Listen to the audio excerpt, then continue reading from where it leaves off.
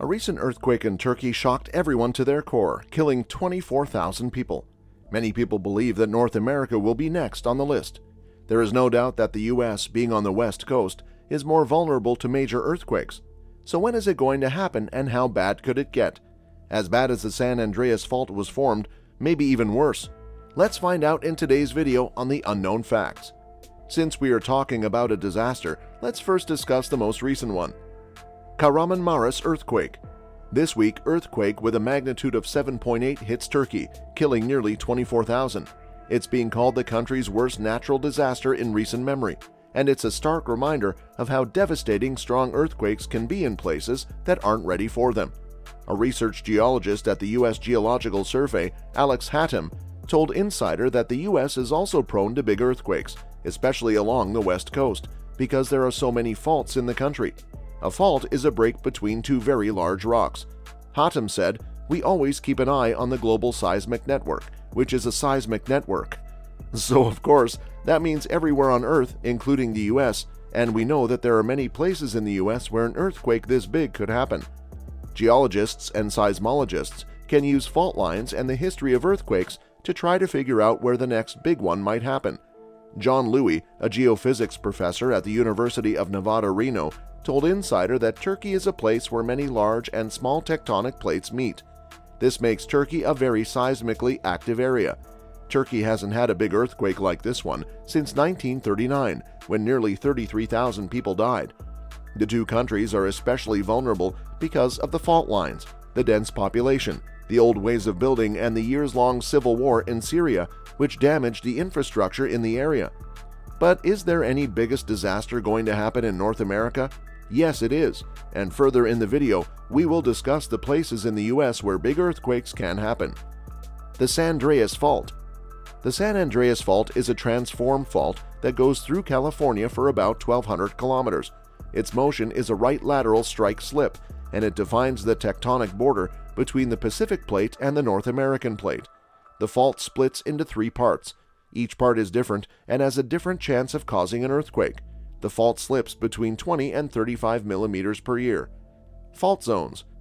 The northern part of the fault runs from Hollister through the Loma Prieta earthquake's epicenter in the Santa Cruz Mountains, then up the San Francisco Peninsula, where it was first found by Professor Lawson in 1895, and then out to sea near Mussel Rock near Daly City.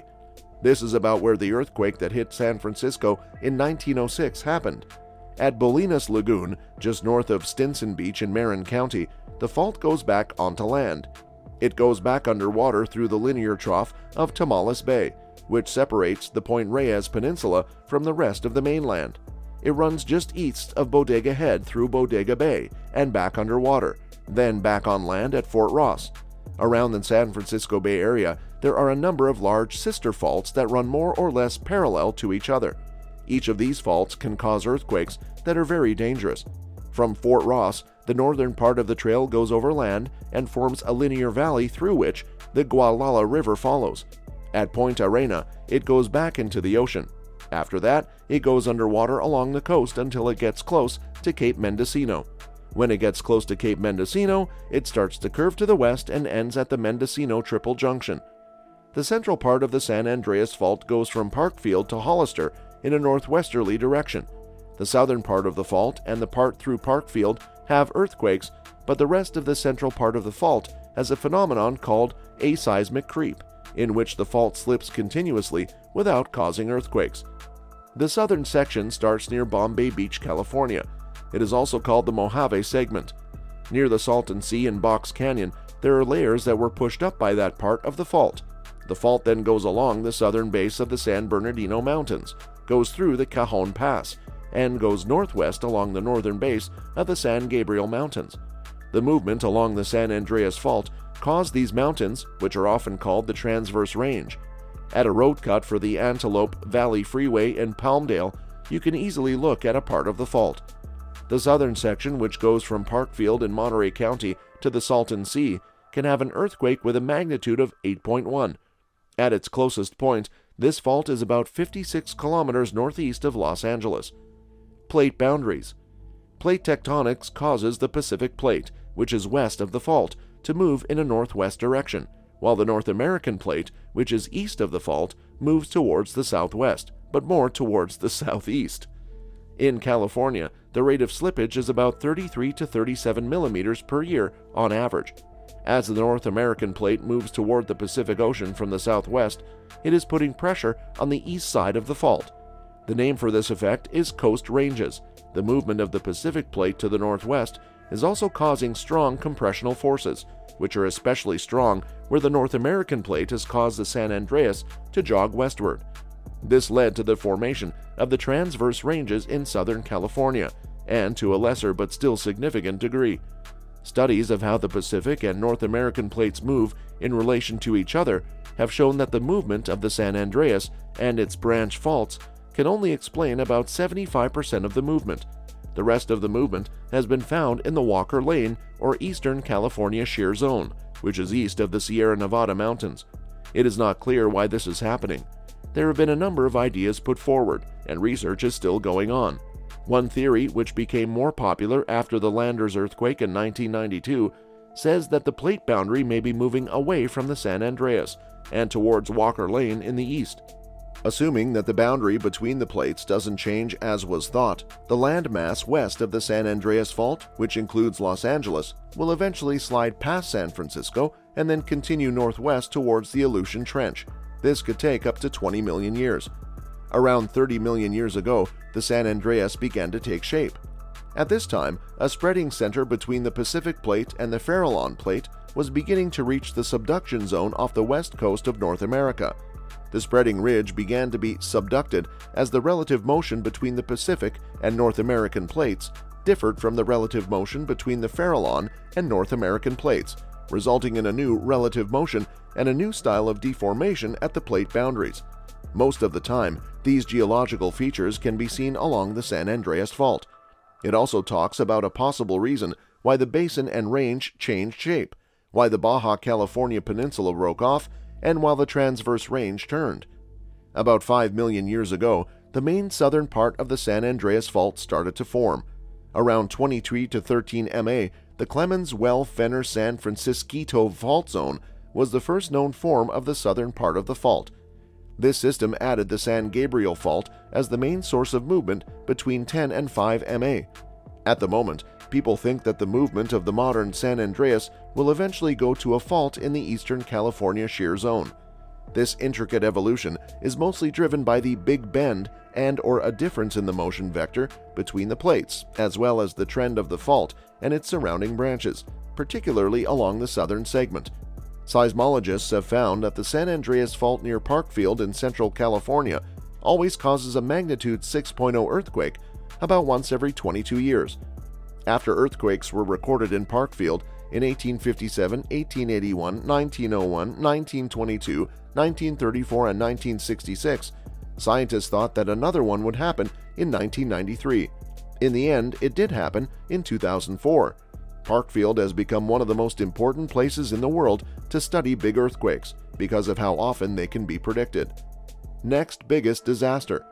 So if there is a next disaster going to happen in North America, then where will it be? The first assumption is made in California. The largest events can happen on the west coast, which includes California. The state is on the San Andreas Fault, which is where the Pacific and North American plates, which are moving past each other, are separated by 750 miles.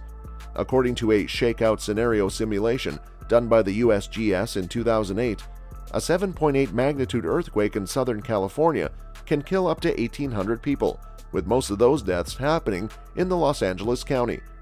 About 50,000 people could be hurt, and between 500,000 and 1 million people could be forced to leave their homes. Next is Oregon. The Cascadia subduction zone is located above the San Andreas Fault. It is a conversion plate boundary where the oceanic plate is moving under Washington, Oregon, and the northernmost parts of California.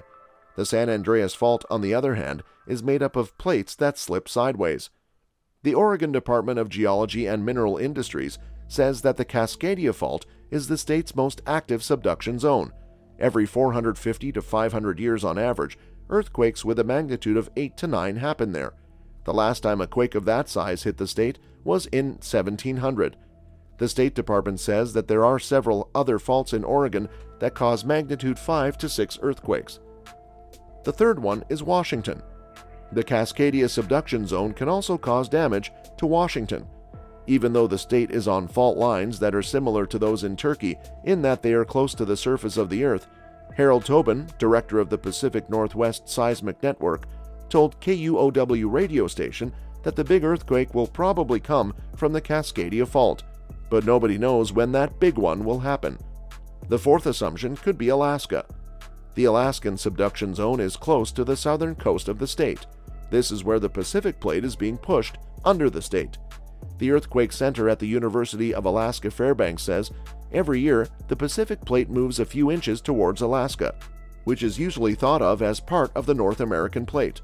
In 1964, an earthquake with a magnitude of 9.2 hit south-central Alaska. This was the biggest earthquake in North American history and the second biggest earthquake in the world. The middle and east of the United States can also be the next place. Even though the big one is most likely to happen on the West Coast, there are a few places in the Midwest and East that have more earthquakes than other places. It would be smart to have some water, food that won't go bad, maybe some charged battery packs, a blanket, and some basic safety gear like a flashlight. Louis, a geophysics professor at the University of Nevada, Reno, also says that you should have enough supplies to stay safe for at least 72 hours to a week. The Earthquake County Alliance has a detailed guide on how to prepare for an earthquake, what emergency supplies to get, and what to do after a big event.